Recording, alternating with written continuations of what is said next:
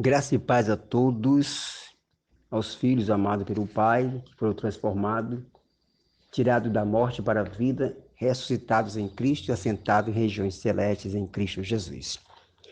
Bem, eu quero trazer hoje um tema que sempre é falado nas igrejas e eu estou trazendo esse tema diferenciado, vou trazer diferente do que eu já ouvi, do que já assisti, do que entendi, de uma nova análise do que Jesus queria dizer para o apóstolo Pedro.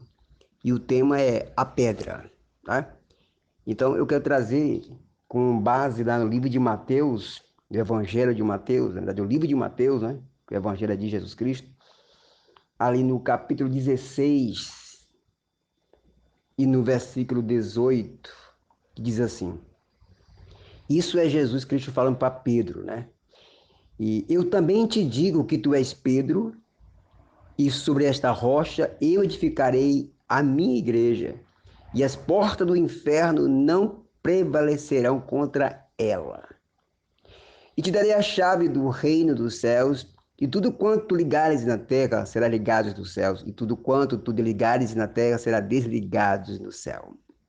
Então, o que eu entendo acerca desse assunto, dessa conversa? Porque essa conversa intercede quando Jesus pergunta o que é que dizem que eu sou, né? E todos começam a dizer, uns que tu és João Batista, que tu és um profeta, que tu és Elias, que tu és o Messias. Então, e diz, e tu, Pedro, o que é que tu dizes que eu sou, né? E Pedro fala que tu és o Filho de Deus, né? Nas palavras dele. Então diz, e também te digo para ti, né, Pedro, tu és Pedro, e sobre esta pedra edificarei a minha igreja. O que se escuta mais sobre essa mensagem? Jesus está aqui dizendo que ele é a pedra, e era só um simbolismo, uma exegese de uma interpretação, que ele é a pedra, Jesus, e que Pedro seria um dos edificadores. Né? Tudo bem. Só que se você vê que quando o próprio Jesus chama Pedro de pedra, que essa pedra seria edificada através dele, né? Lá no versículo 23 vem algo que no lado humano, lógico, não dá para entender o que Jesus quis fazer também dessa maneira. Lá no mesmo capítulo 16, no versículo 23, ele diz assim: Mas ele, virando-se para Pedro, e disse: Para trás de mim, Satanás, tu és uma ofensa a mim, porque não tens gosto nessas coisas que são de Deus, mas das coisas dos homens. E chamou Pedro de pedra de tropeço. Pedra de tropeço. Vamos entender. Nos versículos antes, Jesus chama ele de pedra e será o edificador da igreja. Isso é um exemplo.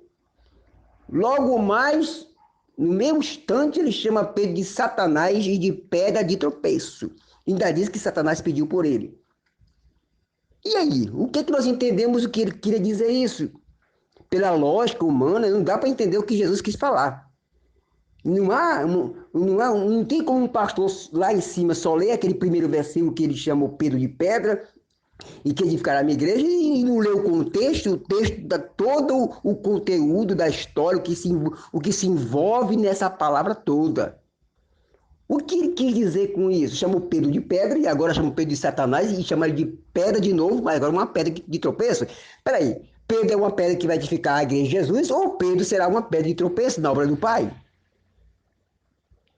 Você está entendendo? Vamos entender o seguinte, o que é que Jesus estava querendo dizer para Pedro? Eu vou te falar uma coisa. Eu vou fazer um comentário de estudo que vocês podem pesquisar. Esse termo pedra, né, que não tem nada a ver com pedra, essa pedra, porque veio do latim ou porque veio da língua romana, não tem nada a ver com o romano, não tem nada a ver com o latim. Tem a ver com todos os povos. Por quê? Porque a palavra pedra era usada em todos os momentos dos povos, não somente para escrever em tabuetas de pedra, em mandamentos e leis em pedras, fazer altares e principalmente fazer altar de pedra.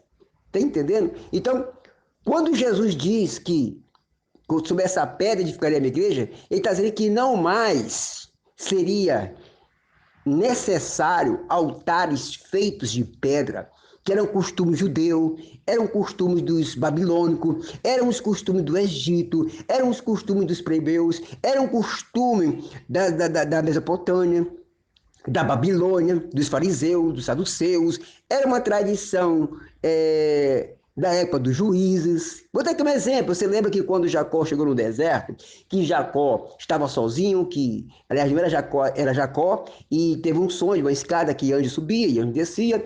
Ele não se via a Deus, né? Vamos usar o termo Deus aqui. Ele não se via a Deus de maneira nenhuma.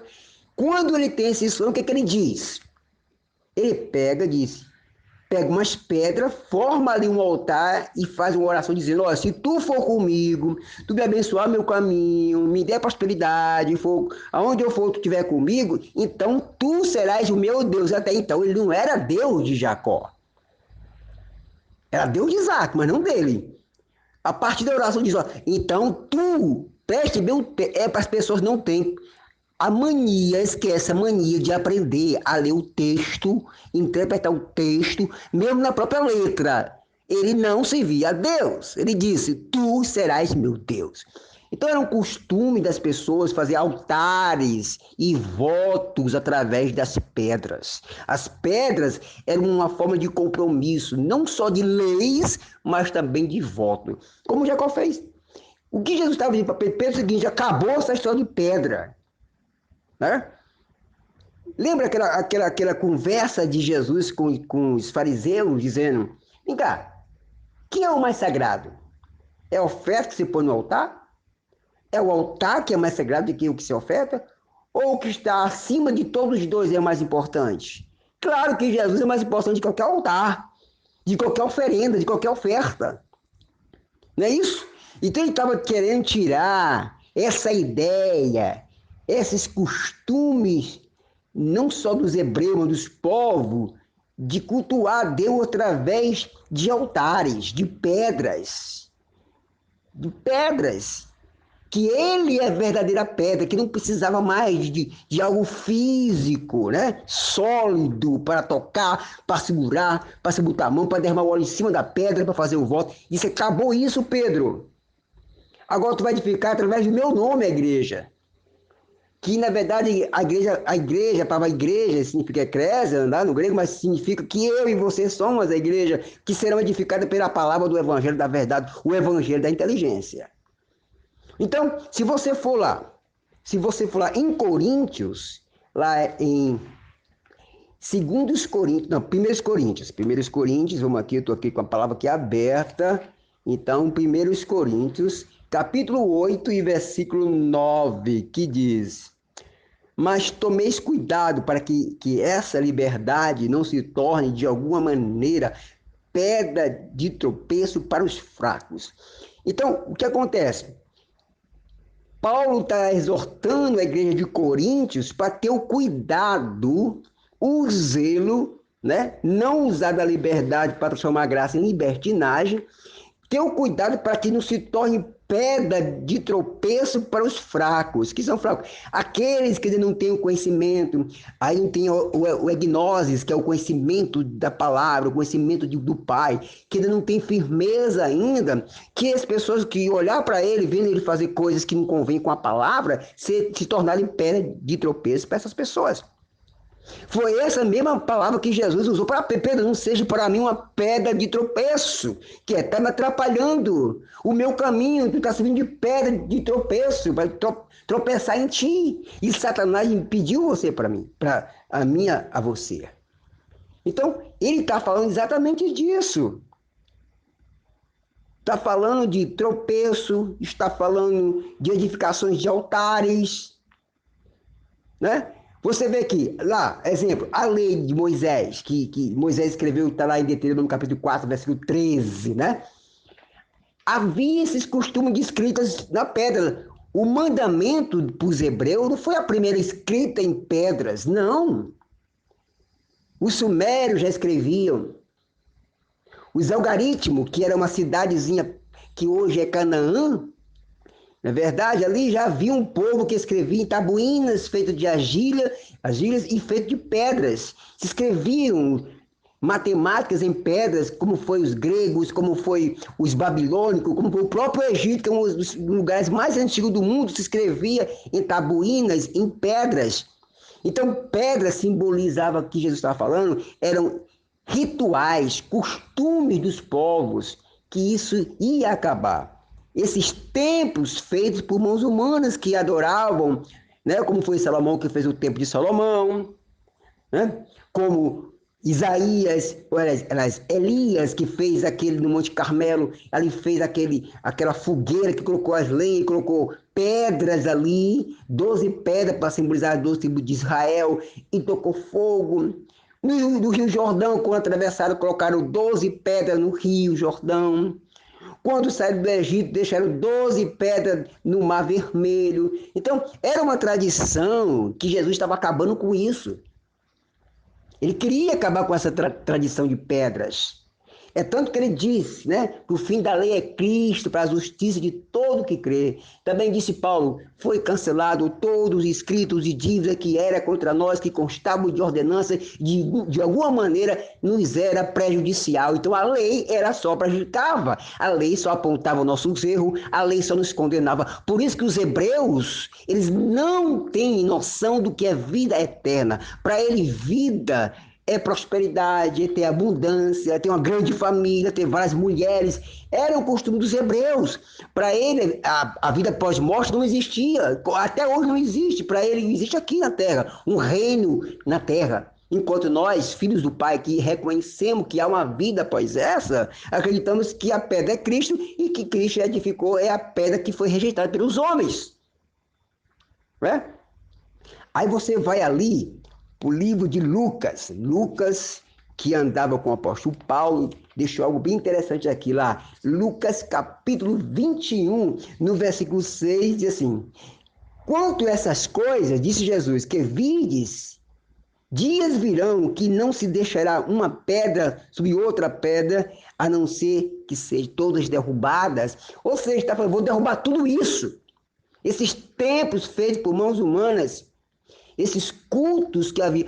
Exemplo, o deus El, o deus Baal, era conhecido como o deus dos altares. Adoravam ter altar de pedras. Eram costumes ali dos cananeus, eram costumes dos mesopotâmicos, ali que hoje é da Antioquia, que hoje ali Canaã, aquelas onde as igrejas do Apocalipse se encontram, que é em Istambul, na Turquia, tinha esse costume, os gregos têm esses costumes, os maias faziam sacrifício em pedra, o próprio Jeová, no passado, recebia as oferendas através dos sacrifícios nos altares de pedra, as oferendas no altar de pedra, como foi o primeiro sacrifício, foi feito no altar de pedra, com Abel e Caim. Então, esse costume de altar de pedra, Jesus veio tirar esse altar. O altar agora é o altar espiritual. É como disse o apóstolo Paulo, que hoje nós temos acesso, livre acesso a chegar ao trono da graça, sem intermediários, sem ninguém, direto a ele. Porque não tem mais pedra, não existe mais voto feito em pedras, não existe mais óleo derramado e fazendo um voto em pedra, porque o próprio Cristo fez isso por nós, ele nos comprou, nos regenerou, nos transformou, nos fez uma nova criatura, nos escreveu nosso no livro da vida, nos deu uma garantia que eu vou para o Pai, mas vou preparar um lugar para vós outros. Então ele disse, eu vou, mas volto, ele voltou, nos deu o Espírito Santo. Então ele confirmou tudo, então tudo hoje é espiritual. Pedro, sobre essa pedra, edificaria a minha igreja. É que tu é pedra, não, Pedro. Pedra sou eu. Tu é um servo, mas também tu tens sido para mim pedra de tropeço. Então Pedro aprontou muito até se edificar, até que Cristo fosse formado nele. É como disse Paulo lá em Efésios 6, revestivos de Cristo, até que ele seja formado em vós. Era isso que Pedro teve esse processo de Cristo revestir ele do próprio Cristo. Né? E aí o que acontece então? Derrubarei o templo, rasgou o véu, quebrou o altar de pedra. Agora o altar perfeito é Cristo.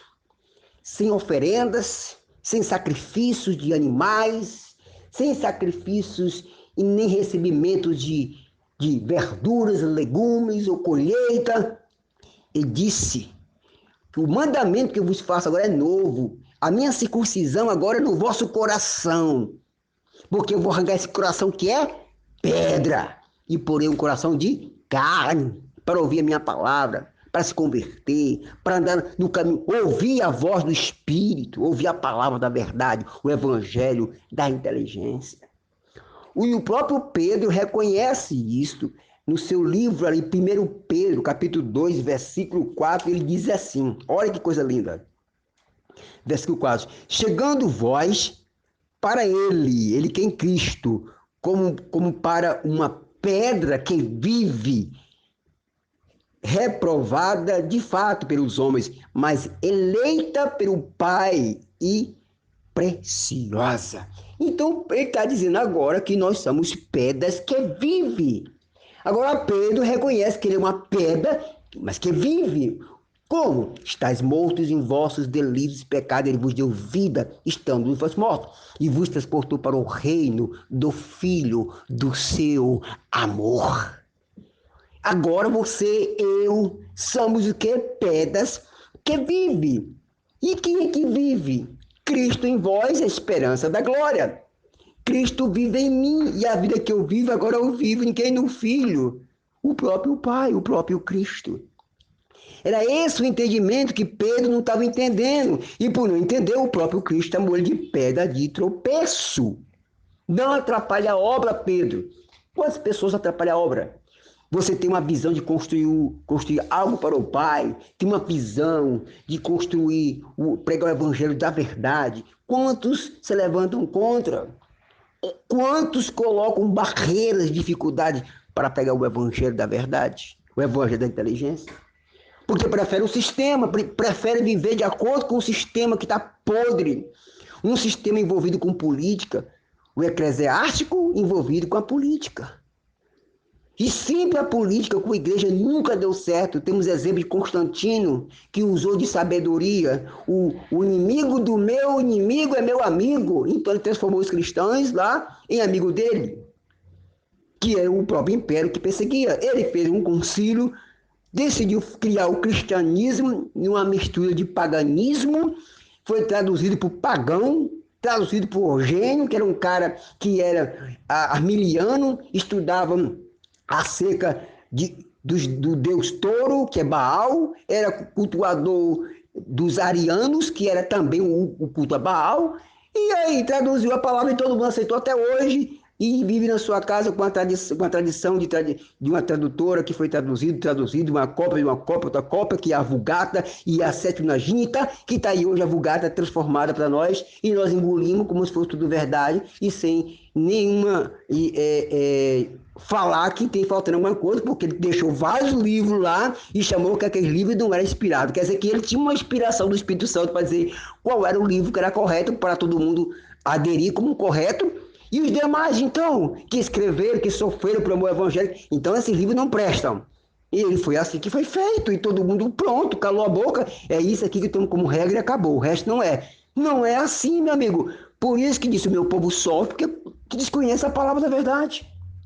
Eu não engulo essa. E eu vou a fundo procurar o que está faltando, que ele tirou da gente, Constantino, imperador romano pagão.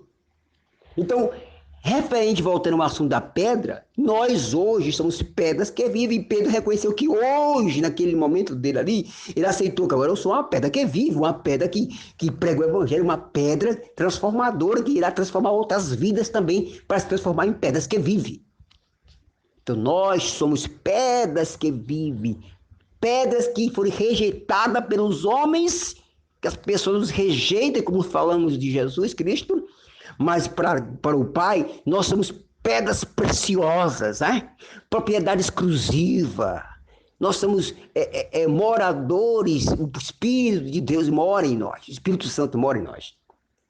Então, é isso a palavra, que todos possam receber e crescer na graça e no conhecimento pleno do Evangelho da verdade, o Evangelho de Jesus Cristo verdadeiro, simples. O Evangelho de Jesus é muito simples, mas nós usamos a inteligência. Amém.